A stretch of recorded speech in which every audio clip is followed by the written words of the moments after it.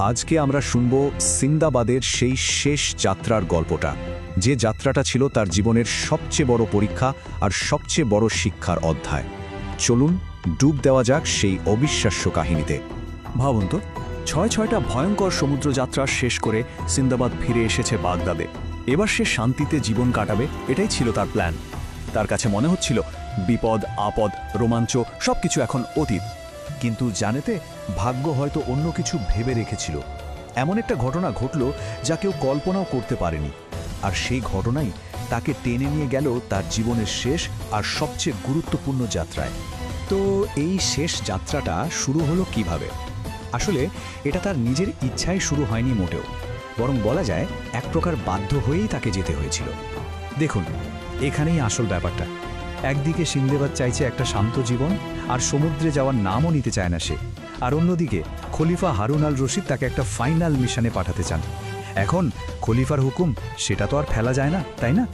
আর খলিফার সেই আদেশ পালন করতে গিয়েই সব ওলটপালট হয়ে গেল।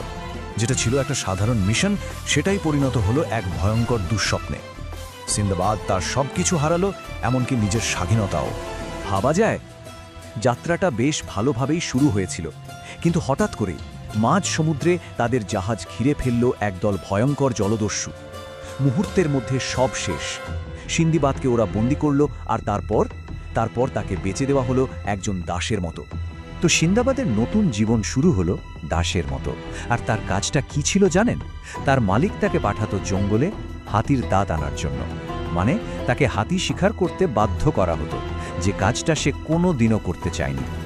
আর ঠিক এই জায়গা থেকেই গল্পটা এমন একটা দিকে মোড় নেয় যা কেউ ভাবতেও পারেনি। হাতিদের সাথে তার যে দেখা হলো, সেটাই ছিল এই গল্পের সবচেয়ে অবাক করা আর গুরুত্বপূর্ণ অংশ। কল্পনা করুন তো দৃশ্যটা।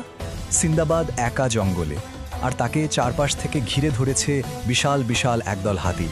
তার তো ভয়ে আত্মা শুকিয়ে গেছে। সে ভেবেই নিয়েছিল আজই তার জীবনের শেষ দিন। কি ভয়ঙ্কর একটা মুহূর্ত!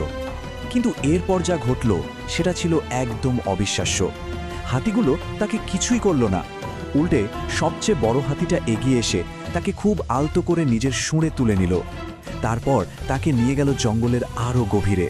আর সেখানেই সিন্দাবাদ দেখল এমন এক জিনিস যা ছিল এক বিশাল রহস্য। সেখানে গিয়েই সিন্দাবাদ যা দেখল, পুরো একটা জায়গা শুধু হাতির হাড় আর বিশাল বিশাল দাঁতে ভরা। তখন সে বুঝতে পারল, হাতিগুলো আসলে তাকে বলতে চেয়েছে যে আমাদের আর মেরো না, যা চাও এখানেই আছে। এটা ছিল প্রকৃতির কাছ থেকে পাওয়া এক অসাধারণ বার্তা, তাই না? তো এই অবিশ্বাস্য ঘটনার পর কি হলো?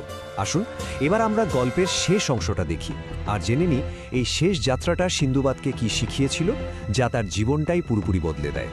সিন্দাবাদ যখন তার মালিককে ওই জায়গার কথা বলল, আর তাকে ওই বিপুল পরিমাণ হাতির দাঁত এনে দিল, তার মালিক তো অবাক।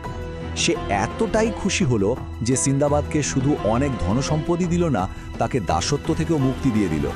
ভাবা যায়, ওই হাতিগুলোই তার মুক্তির কারণ হয়ে দাঁড়ালো।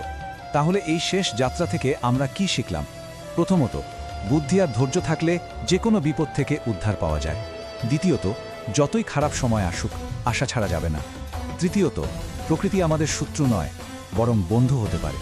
আর সবচেয়ে বড় শিক্ষা হলো, শেষ পর্যন্ত সৎ থাকলেই সফলতা আসে। আর এরপর সিন্দাবাদ ফিরে এলো বাগদাদে। এটাই ছিল তার শেষ ফেরা। আর কোনো সমুদ্রযাত্রা নয়, কোনো বিপদ নয়। তার জীবনের সব অভিযান এখানেই শেষ হলো, আর সে বাকি জীবনটা শান্তিতে কাটানোর সিদ্ধান্ত নিল। আসলে দিন শেষে সিন্দাবাদ একটা জিনিসই বুঝেছিল, টাকা পয়সা ধন দৌলত এগুলো আসল সম্পদ নয়। আসল সম্পদ হলো অভিজ্ঞতা আর জ্ঞান। তার সারা জীবনের বিপদ, তার সমস্ত যাত্রা তাকে যা শিখিয়েছে, তার থেকে বড় সম্পদ আর কিছুই হতে পারে না।